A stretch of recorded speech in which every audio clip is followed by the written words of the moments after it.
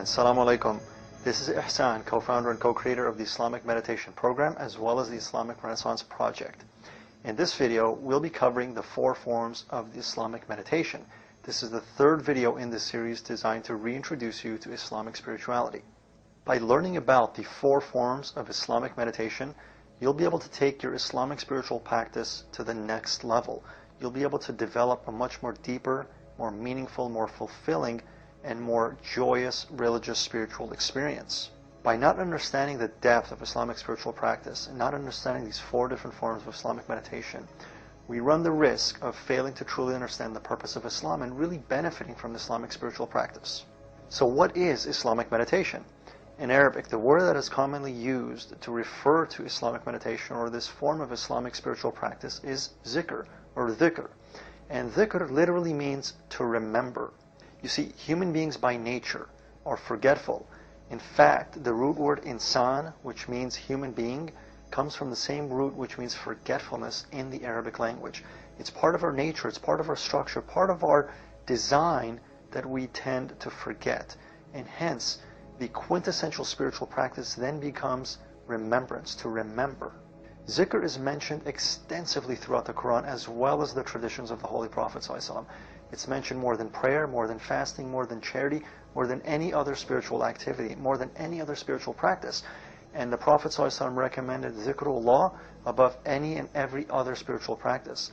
In fact, when a companion came to the Prophet ﷺ and told him that the obligations of Islam were too great, too many for him to carry, if he could just give him one thing to do, and the Prophet ﷺ said, keep your tongue moist with zikrullah. Never leave zikr. Zikr, for Islamic meditation, in its various forms, is the easiest and most effective and most powerful spiritual practice to practice or to perform. It's one of the easiest things we can do. It takes almost no effort. And in fact, when we truly understand what dhikr is and what Islamic meditation is, it's about relinquishing all effort, all struggle, all attempts to struggle and exert force in our spiritual practice, to completely surrender all of that and to truly experience God's divine presence. So what are the 4 forms of Islamic meditation? The 4 forms of Islamic meditation are: number 1, tasbih; secondly, tafakkur; thirdly, muraqabah; lastly, murabita. And I'll explain what these mean. The first form of Islamic meditation, or zikrullah, is tasbih. This is what is most commonly associated with the term zikr. This is what people tend to think of when you say zikr, or to remember Allah. They tend to think of zikr, and this is what's most commonly practiced among Muslims when attempting to practice Islamic meditation. Tasbih is basically chanting or reciting the holy divine names and attributes of God, or specific holy phrases within the Islamic spiritual tradition. It also includes praising and salawat on the Holy Prophet ﷺ. Tasbih can be performed as any form of Islamic meditation, either individually or in a group. It can be performed silently or loudly. And Allah Azza wa Jal says, remember me and I will remember you. He also said in a Hadith Qudsi that when a servant of mine remembers me in a gathering, I remember him or her in a greater gathering. So there are many benefits to Islamic meditation, and specifically to tasbih, individually or collectively in a group. Tasbih is usually performed with a set of prayer beads. These are known as a tasbih or as mazbaha. And oftentimes specific words or phrases within the Islamic spiritual tradition will be recited a certain number of times.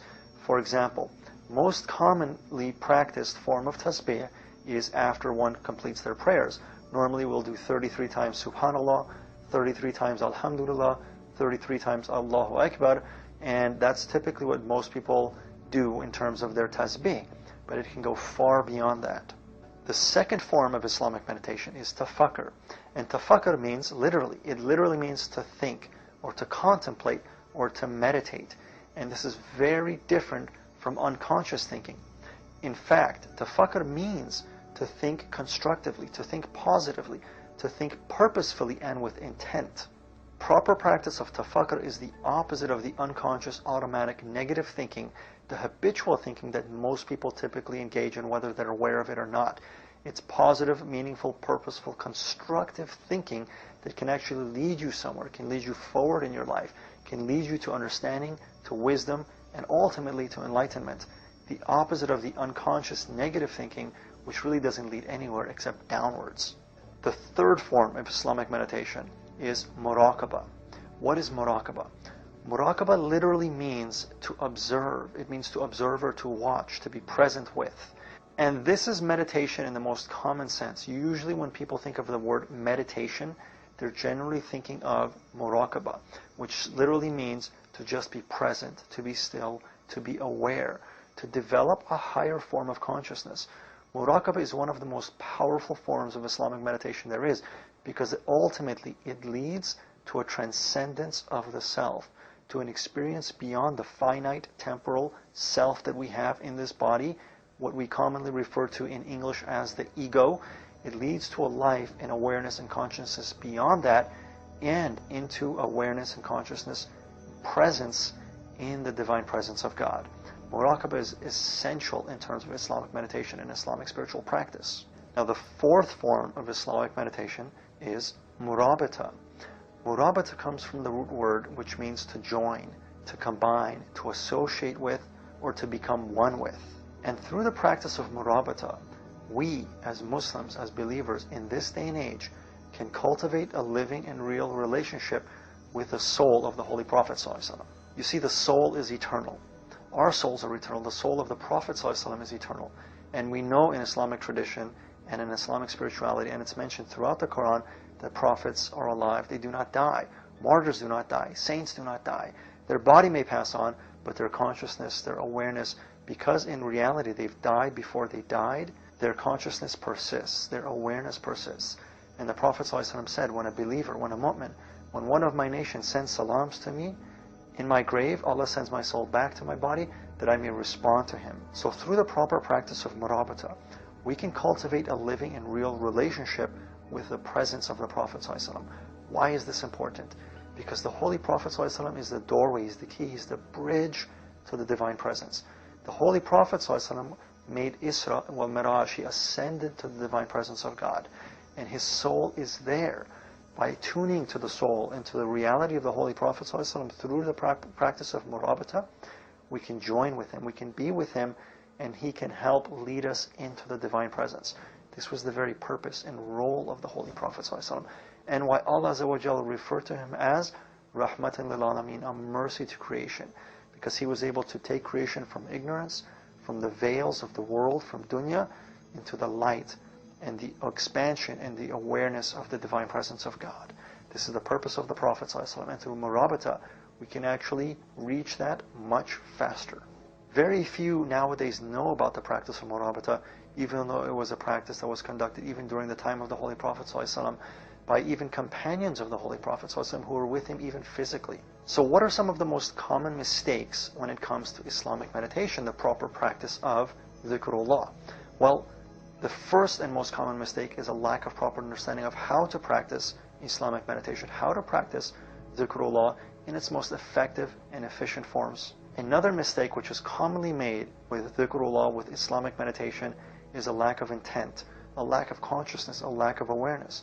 Oftentimes when people practice Islamic meditation, when they make tasbih, or when they even make muraqabah, a lot of times it's unconscious, it's unaware, it's lacking the intent that can truly take that practice to a much more powerful experience.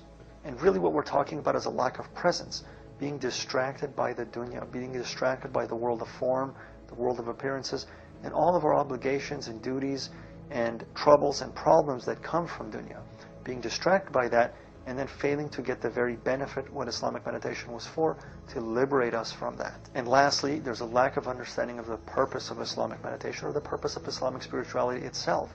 Oftentimes we just practice these things unconsciously as an obligation, but we fail to understand what is its very purpose and how can I achieve that quicker? How can I experience that in this life before we reach the grave? So by failing to understand Islamic meditation, to learn how to practice it properly, we can ultimately fail at understanding the purpose of Islam. See, the Prophet ﷺ said, 1 hour of contemplation is more valuable than 70 years of worship. In one of the previous videos, we spoke about the experience of Iblis and how he fell from grace and ultimately became labeled as Shaitan Rajim, the rejected, the cursed, because of his rebellion.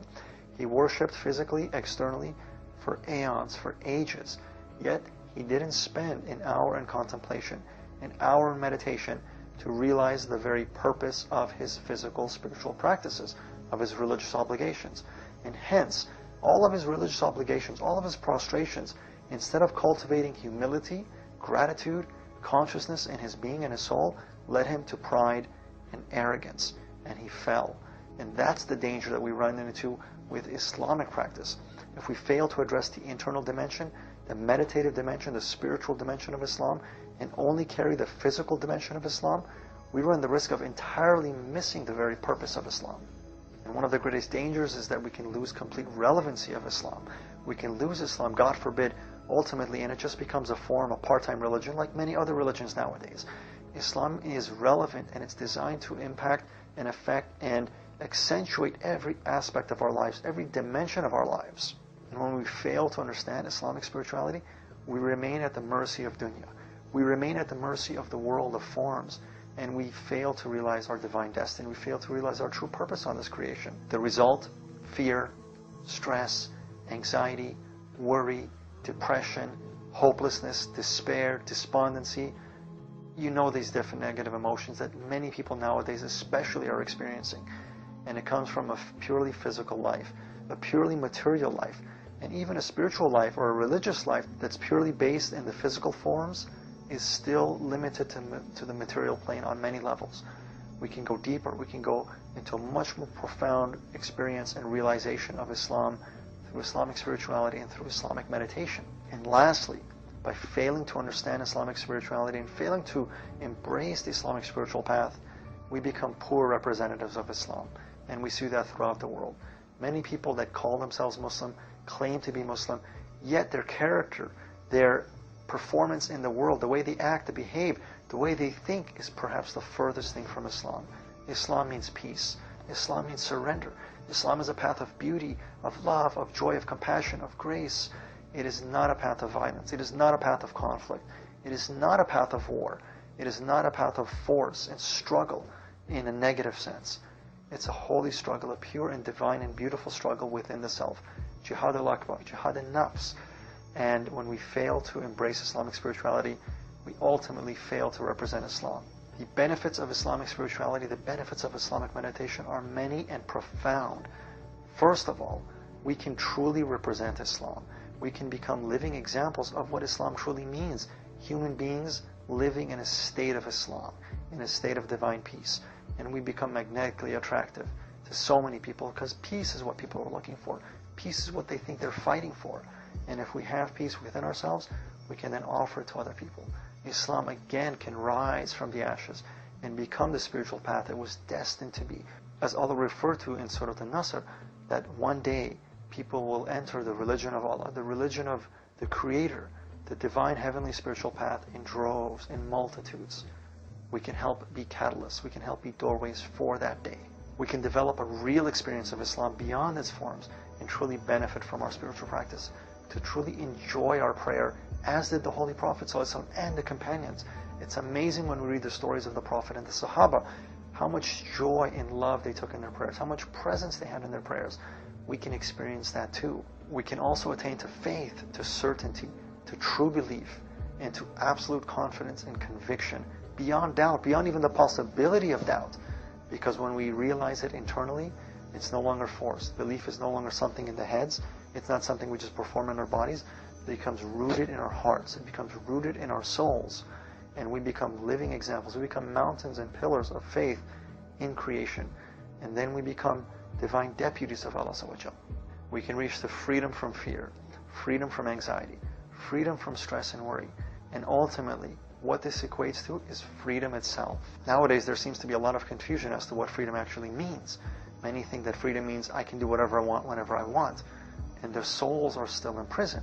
The soul is not free. We're still victim to fear and anxiety and stress and worry. Freedom, true freedom, is internal freedom. Internal freedom regardless of external circumstances. We can reach that through Islamic spirituality and through Islamic meditation. We can begin experiencing lives of joy, of happiness, of gratitude, of passion and zeal and love for life as we were meant to. Life is a divine gift. Allah Azza wa Jal created us so that we may live. And we're failing to experience that oftentimes because we've been lost in the world and we fail to understand the purpose of the spiritual path. Islam can lead us to true life. And we can begin living every day and every moment of our lives from a place of confidence, a place of certainty, and naturally attract to ourselves the abundance, the prosperity, the goodness, the barakah, the blessings, the grace that Allah wants for us, that Allah Azza wa Jal created for us and is actually sending to us. The problem is we're not receiving it because we're cutting ourselves off from that flow of divine abundance. So to briefly review the content contained in this video, we covered the 4 forms of Islamic meditation: tasbih, tafakkur, muraqabah, and murabita. The proper practice of Islamic meditation can lead to the highest levels and experiences of Islamic spirituality, and it can take our religious practice to an entirely different level, an experiential level, one where we're not simply just going through the motions, but we're actually experiencing the fruit of those exercises. By neglecting Islamic spirituality, by neglecting the inner dimension of Islam, we can ultimately lose ourselves. We can lose the very purpose of our religion and remain trapped in a false identity in the world, remain trapped in a false sense of self, still limited to this temporal world. And that will die, and that leads to suffering, and that leads to pain, because we never know truly who we are. The Holy Prophet ﷺ said, "One who knows himself is as one who knows his Lord." And through Islamic meditation, through Islamic spirituality, we can learn who we truly are, beyond time, beyond space, beyond form, beyond temporal identity. And life becomes a beautiful experience of joy, wonder, awe, and excitement. And every day, in every moment even, we can experience the joy of life continually. We can live life at an entirely different state of consciousness, and that is your divine destiny.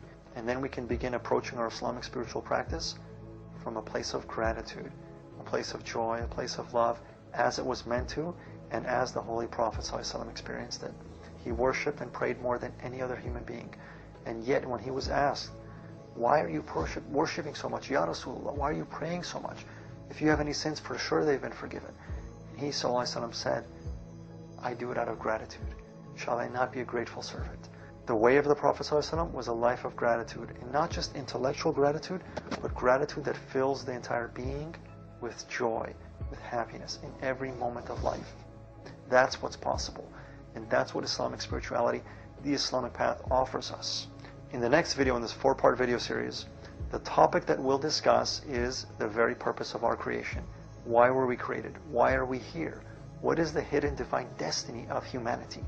And as surprising as it may seem, 1.5 billion Muslims on the planet today, and over 6 billion people on the planet, yet not even a fraction of them know why we're here. Why are they here? Why are we here? What are we supposed to do? Where are we going? And how can we get there with purpose, with intent, with consciousness? It's going to be an extremely informative video, and I guarantee you're going to enjoy it. And I'm really happy to be sharing this information with you. The more that we can understand, the more that we can learn together, the faster that we can reach our divine destinies in this creation, in this life, and the better that we can represent Islam. And the sooner that Islam can again rise and be the living, authentic, spiritual path to enlightenment that it was meant to be. Again, this is Ihsan with the Islamic Meditation Program and the Islamic Renaissance Project. And I wish you the best and greatest blessings of God upon you, your family, your loved ones, your community, your nation, and the entire planet.